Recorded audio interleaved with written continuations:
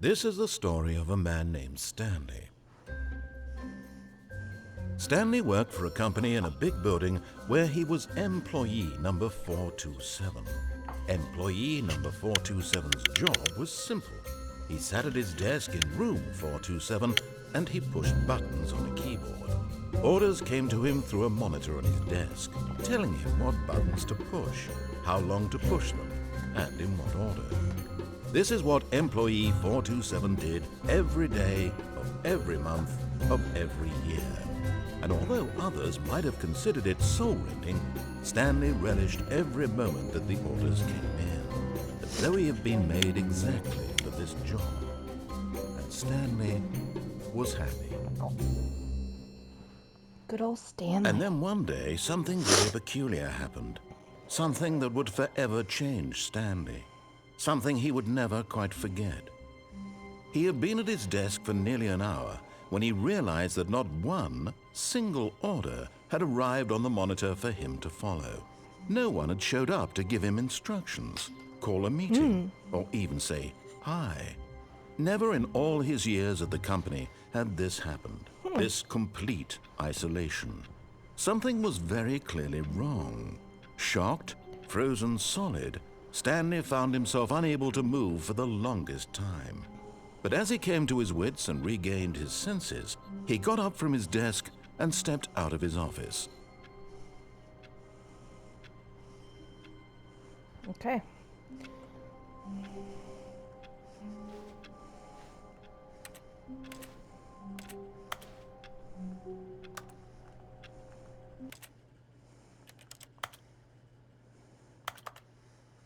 Crouch.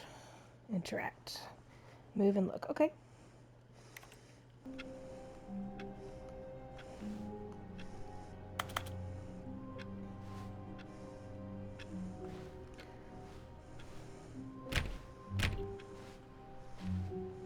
All of his co-workers were gone.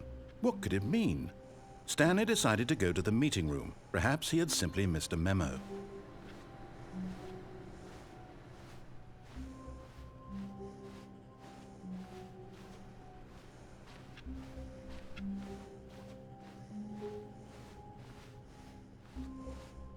When Stanley came to a set of 2 open doors, he entered the door on his left.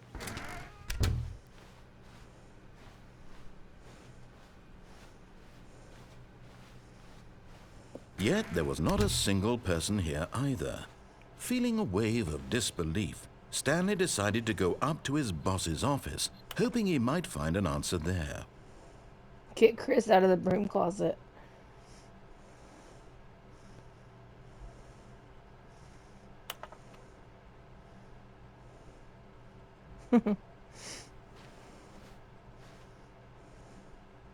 Nice.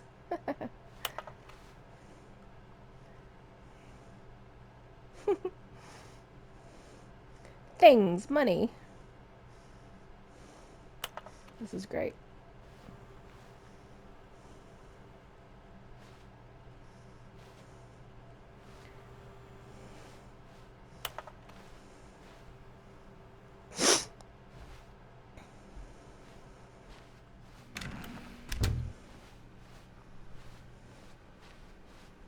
Coming to a staircase, Stanley walked upstairs to his boss's office.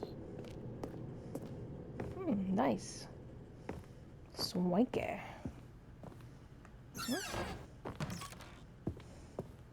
Bathroom.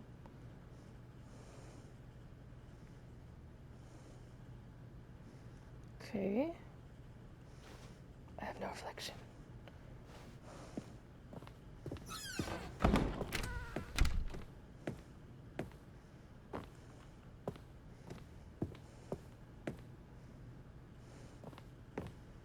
Stepping into his manager's office, Stanley was once again stunned to discover not an indication of any human life. Shocked, unraveled, Stanley wondered in disbelief who orchestrated this, what dark secret was being held from him. What he could not have known was that the keypad behind the boss's desk guarded the terrible truth that his boss had been keeping from him.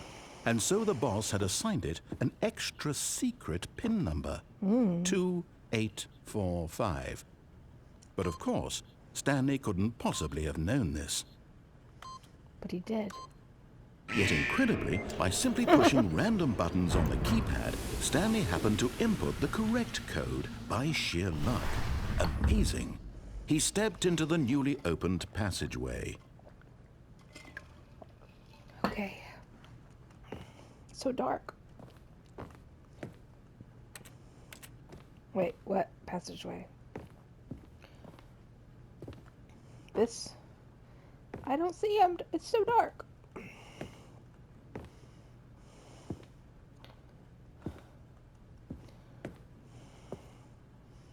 Down here?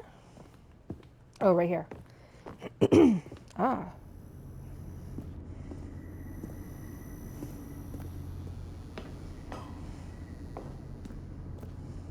Hmm?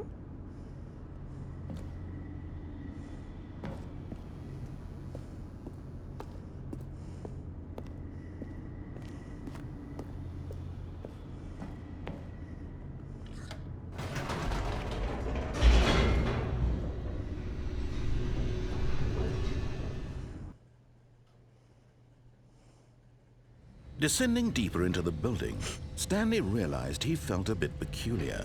It was a stirring of emotion in his chest, as though he felt more free to think for himself, to question the nature of his job. Why did he feel this now, when for years it had never occurred to him? This question would not go unanswered for long.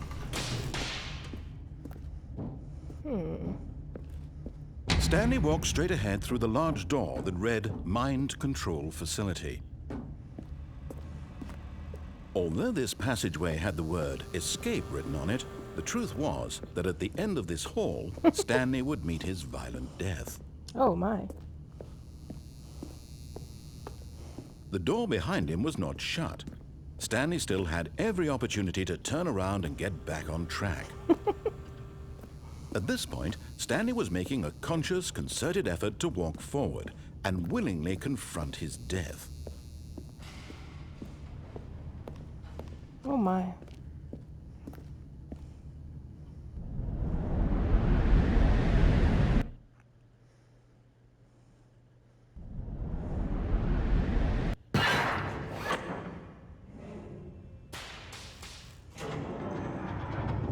What? As the machine whirred into motion and Stanley was inched closer and closer to his demise, he reflected that his life had been of no consequence whatsoever. Stanley can't see the bigger picture. He doesn't know the real story, trapped forever in his narrow vision of what this world is. Perhaps his death was of no great loss, like plucking the eyeballs from a blind man. And so he resigned and willingly accepted this violent end to his brief and shallow life. Oh, my. Farewell, Stanley. Oh, my gosh.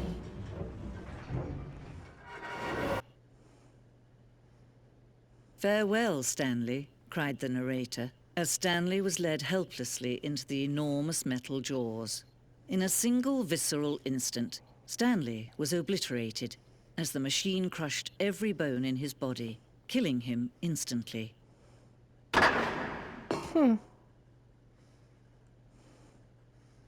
The heck? This is so cool.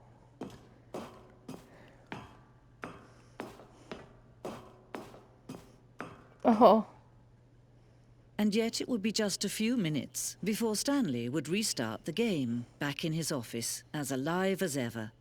What exactly did the narrator think he was going to accomplish?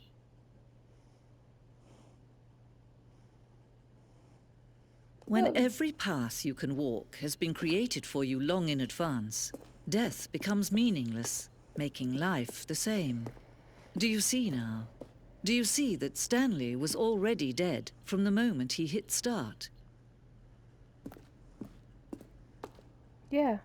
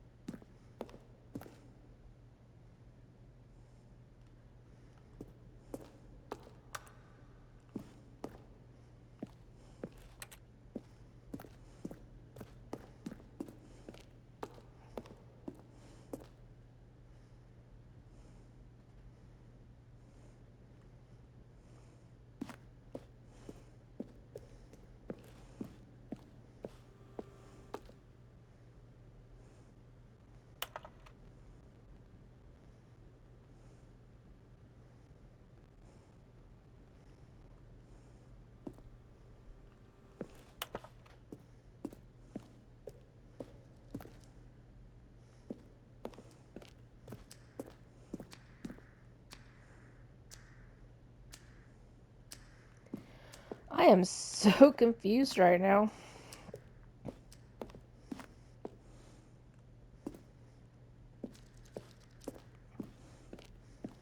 I want to just like begin the game again.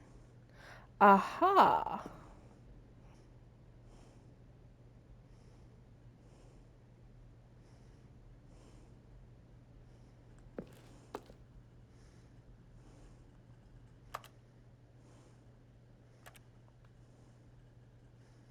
The end is never the end.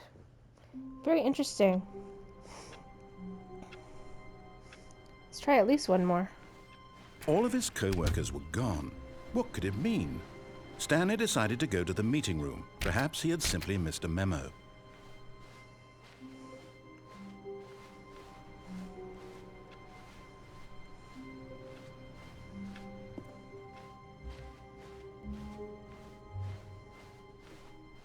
When Stanley came to a set of 2 open doors, he entered This was not the correct way to the meeting room, and Stanley knew it perfectly well.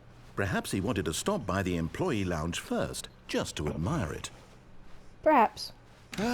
Yes, truly a room worth admiring.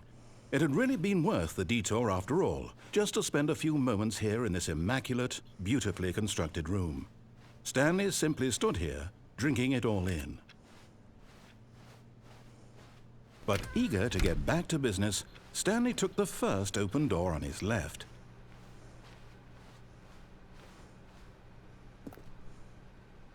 Stanley was so bad at following directions, it's incredible he wasn't fired years ago.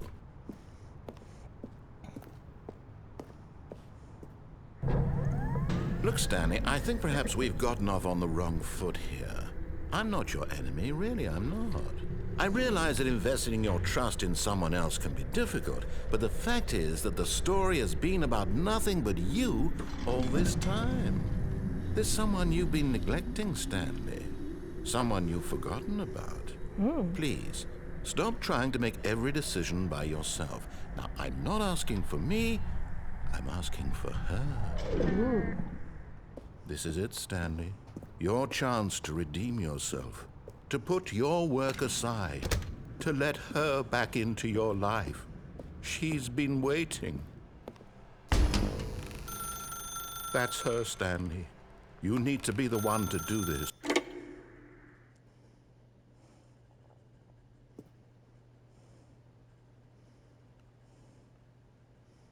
Oh, Stanley, is that you? Hold on, sweetie. Sorry to keep you waiting. I'm just pulling the bread out of the oven. All right. Okay, there we go. All right, now, I want you to come in and tell me all about your day. Gotcha! Oh, come on. Did you actually think you had a loving wife who'd want to commit their life to you? I'm trying to make a point here, Stanley. I'm trying to get you to see something. Come inside. Let me show you what's really going on here. This is a very sad story about the death of a man named Stanley. Stanley is quite a boring fellow. He has a job that demands nothing of him, and every button that he pushes is a reminder of the inconsequential nature of his existence. Look at him there, pushing buttons, doing exactly what he's told to do. Now he's pushing a button. Now he's eating lunch. Now he's going home. Now he's coming back to work. One might even feel sorry for him, except that he's chosen this life. But in his mind, he can go on fantastic adventures. From behind his desk, Stanley dreamed of wild expeditions into the unknown, fantastic discoveries of new lands. It was wonderful. And each day that he returned to work was a reminder that none of it would ever happen to him. And so he began to fantasize about his own job. First, he imagined that one day while at work, he stepped up from his desk to realize that all of his co-workers, his boss, everyone in the building had suddenly vanished off the face of the earth. The thought excited him terribly. So he went further. He imagined that he came to 2 open doors and that he could go through either. At last, choice. It barely even mattered what lay behind each door. The mere thought that his decisions would mean something was almost too wonderful to behold. One moment.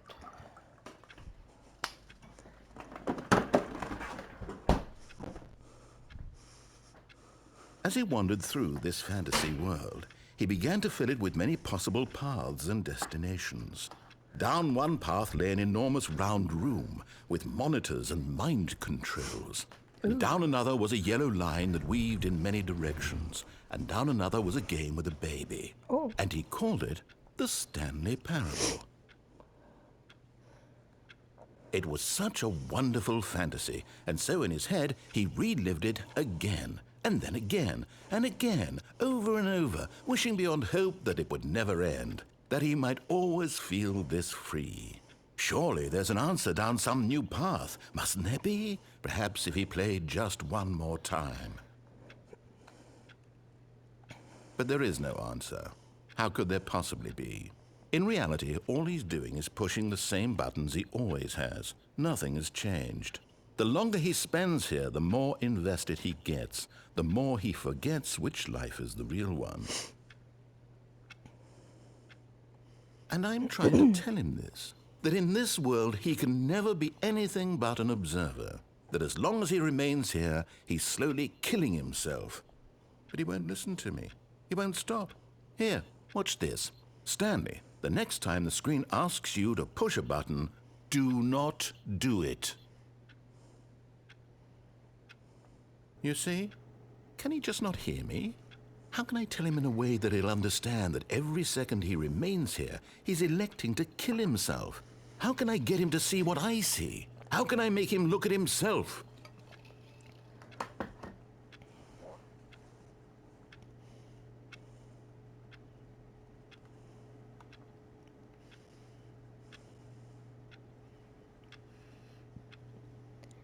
Well, I wonder how long I can not press it.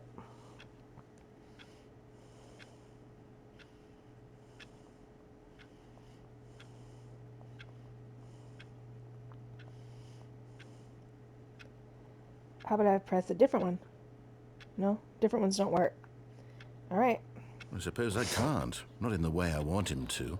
But I don't make the rules. I simply play to my intended purpose, the same as Stanley. We're not so different, I suppose. I'll try once more to convey all this to him. I'm compelled to. I must. Perhaps, well, maybe this time he'll see. Maybe this time. And I tried again, and Stanley pushed a button. And I tried again, and Stanley pushed a button. And I tried.